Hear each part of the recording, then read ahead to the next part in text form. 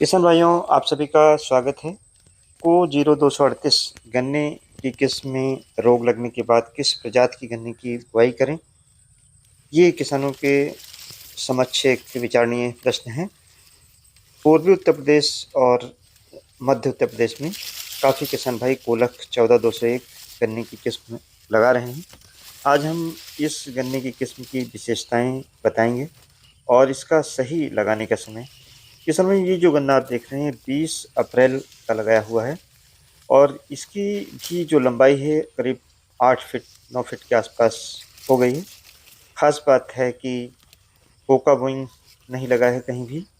इसी तरीके से मिली बग का कोई प्रकोप नहीं है। स्मट की कोई बीमारी नहीं दिखाई पड़ रही है। टॉप बोरर भी आप देखें पूरे प्लाट में कहीं नज़र नहीं आ रहा है।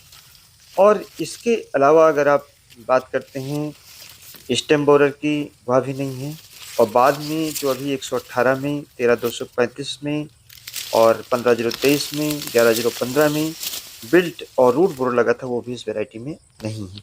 साथ में इस गन्ने की बंधाई भी नहीं की गई है। फिर भी गन्ना बेहतर है, गन्ने की मोटाई ठीक है, टिलर्स की कोई समस्या नहीं है। ये अक्टूबर का गन्ना लगाया हुआ है, इसमें सरसों भी साथ में लगी थी और गेहूं लगा हुआ था। ये जो मैंने पहले प्लाट दिखाया 20 अप्रैल का, ये अगस्त का इसका फोटोग्राफ है। और चूंकि इसमें जल भराव हो गया था तो बाद में थोड़ा आप देख रहे होंगे पीलापन है, लेकिन फिर भी गन्ने की संख्या बहुत अच्छी है। तो 14-201 गन्ने की किस्म में खास बात है कि चूंकि रोग नहीं लगते हैं तो स्प्रे का खर्चा करीब किसान भाइयों का 6,000 रुपये के आसपास जो स्प्रे का खर्चा है वो बच जाता है। और इसी तरीके से गन्ने की बंधाई का जो खर्चा है 3,000 रुपये 1 एकड़ का, वो कम से कम बच जाता है। और इसके साथ साथ में जो नुकसान होता है कोका बोइंग से, टॉप बोरर से और अर्ली शूट बोरर से, रूट बोरर से, बिल्ट से, वो अभी इस वैरायटी में होने की संभावना काफ़ी कम रहती है। जमाव सबसे बेहतर है इस वैरायटी का। अगर जर्मिनेशन की हम बात करें तो अपने आप ही सबसे अच्छा जमाव इस गन्ना किस्म का होता है। टिलरिंग टिलरिंग भी इस वैरायटी की बेस्ट है। लेकिन जो सबसे एक खास बात है कि इस वैरायटी को आप लेट नहीं लगा सकते। ये गन्ना 20 अप्रैल का हमने आपको दिखाया है। अभी नवंबर, आज 23 नवंबर है, 23 नवंबर से लेकर के 8 दिन इधर और 10 नवंबर तक इस गन्ने की वैरायटी को, यानी करीब 18 दिन तक लगा सकते हैं। क्योंकि इसको काफ़ी समय जब मिल जाता है तो बढ़वार भी अन्य वैरायटियों की तुलना में ठीक हो जाती है। और दवाओं का जो खर्चा है, स्प्रे का जो खर्चा है, वो आपका इस वैरायटी में बच जाता है। तो इस लिहाज से पूर्वी उत्तर प्रदेश और मध्य उत्तर प्रदेश में किसान भाई इसका उपयोग कर रहे हैं।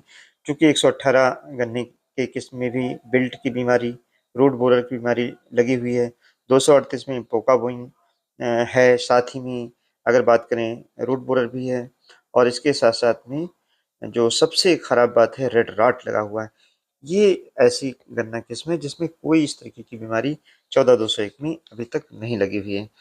इस समय इस लिहाज से अगर देखें कि जानवरों का नुकसान 14-201 में जानवरों का बिल्कुल कोई नुकसान नहीं है।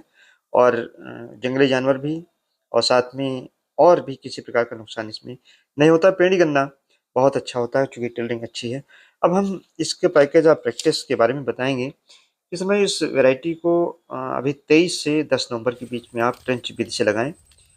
2 आँख के टुकड़े का प्रयोग करें, चूँकि इसमें आँखें छोटी-छोटी होती हैं, इसलिए 2 आँख के टुकड़े को शोधित करके फंजीसाइड से 2 ग्राम प्रति लीटर इथाइल थायोफेनेट डाल करके आधे घंटे भिगो करके तब बुआई करें। लाइन से लाइन की दूरी 54 इंच यानी 4.5 फीट रखें। जो हमने प्लाट दिखाया है ये 54 इंच का प्लाट है, बहुत अच्छा। चूँकि 20 अप्रैल का है, इसके बाद भी दूरी बहुत ज़्यादा 2 लाइनों के मध्य में नहीं है, इसलिए 54 इंच की जो दूरी है वो काफ़ी अच्छी है। खाद, गोबर की खाद ज़रूर डालें। 40 कुंटल गोबर की खाद 1 एकड़ में, क्योंकि जब बैलेंस न्यूट्रिशन रहेगा, चूँकि गोबर की जो खाद है, कंपोस्ट की खाद है, उसमें नाइट्रोजन, फास्फोरस, पोटास के अलावा copper, zinc, iron, molybdenum, boron जैसे तत्व भी बैलेंस मात्रा में पाए जाते हैं। और जो रासायनिक खादें हम गोबर की खाद में डालने के बाद डालते हैं तो उससे ये फ़ायदा होता है कि उनकी अवेलेबिलिटी और इफ़िशिएंट यूज़, चाहे फॉस्फेटिक फर्टिलाइज़र हो चाहे पोटेशियम फर्टिलाइज़र हो, उनका हो जाता है। फिर भी 1 एकड़ में 70 किलोग्राम डीएपी, 40 किलोग्राम पोटाश और बुआई के समय 30 किलोग्राम यूरिया का प्रयोग करें। जिंक 10 से 12 किलोग्राम का प्रयोग करें। गन्ना बेहतर होगा।